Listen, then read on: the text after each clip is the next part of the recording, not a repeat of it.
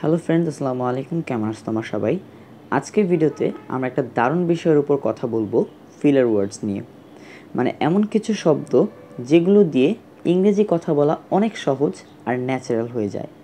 যেমন ধরো well, actually, you know, like, এই শব্দগুলো। এখন অনেকেই ভাবে এই শব্দগুলোর তো কোনো দরকার নেই, কিন্তু আসলে ব্যাপারটা উল্টো। এই ফিলার ওয়ার্ডসগুলো তোমার কথা বলার ফ্লো ধরে রাখে আর কথা বলার সময় আটকে যাওয়া থেকে বাঁচায়। আজকের ভিডিওতে আমরা দেখব কিভাবে, কখন এবং কেন এই ফিলার ওয়ার্ডস ব্যবহার করলে তুমি একদম কনফিডেন্ট আর ন্যাচারাল স্পিকার হয়ে উঠবে। তাহলে চলো শুরু করা যাক আমাদের আজকের লেসনটি। ঠিক আছে, প্রথমেই জেনে নেই ফিলার ওয়ার্ডস আসলে কি। এগুলো এমন শব্দ যেগুলো কথার অর্থ খুব একটা বদলায় না, কিন্তু কথার ফ্লো সুন্দর রাখে।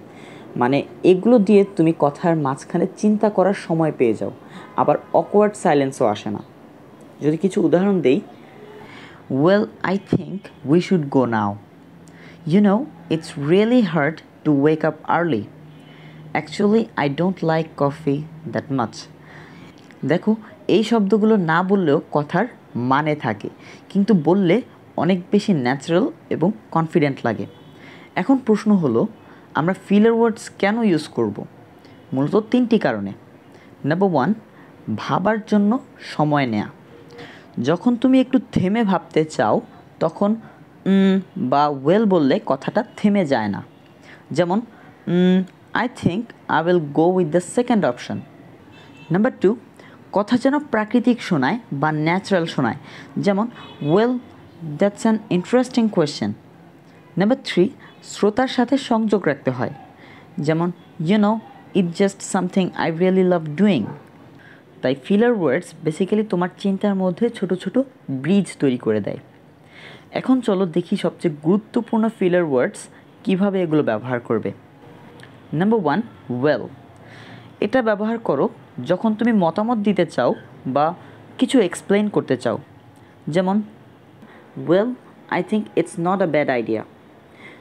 Well, to be honest, I didn't expect that. Number 2, actually. যখন কিছু ঠিক করতে চাও বা জোর দিতে চাও, তখন তুমি অ্যাকচুয়ালি ব্যবহার করতে পারো। যেমন অ্যাকচুয়ালি আমি ওখানে কখনো যাইনি। Actually that's not what I meant. Number 3, you know. এটা শ্রোতার সাথে কানেকশন রাখে। যেমন ইউ নো, কখনো কখনো জীবনটা আসলেই আনপ্রেডিক্টেবল। Number 4, like. এইটা সাধারণত এক্সাম্পল বা ডেসক্রিপশন দিতেই ব্যবহৃত হয়। যেমন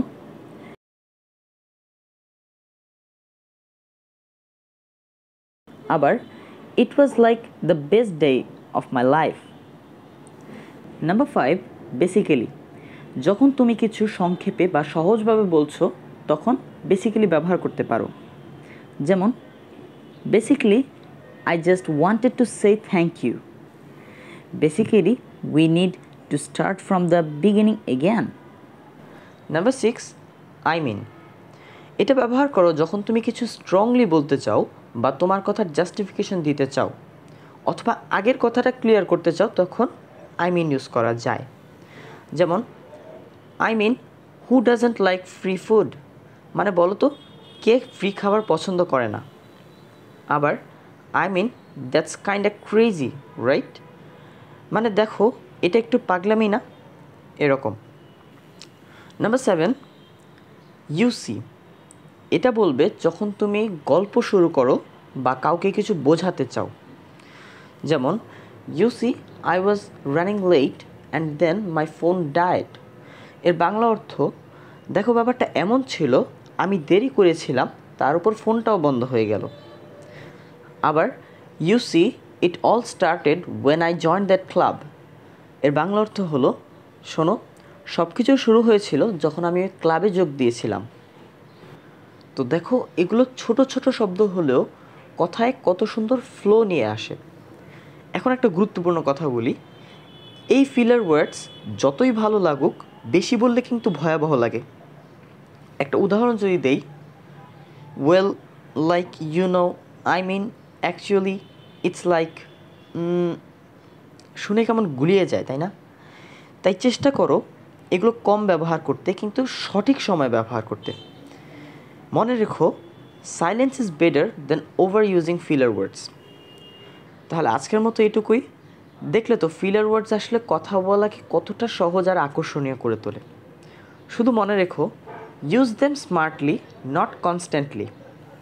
ওয়েল, আজকের ভিডিওটি ভালো লাগলে একটা লাইক দিও, আর হ্যাঁ, প্র্যাকটিস করো, চালিয়ে যাও, কারণ তুমি প্রতিদিন একটু একটু করে ভালো হচ্ছ। দেখা হবে অন্য কোনো ভিডিওতে। সে পর্যন্ত সবাই ভালো থেকো, সুস্থ থেকো। আল্লাহ হাফেজ।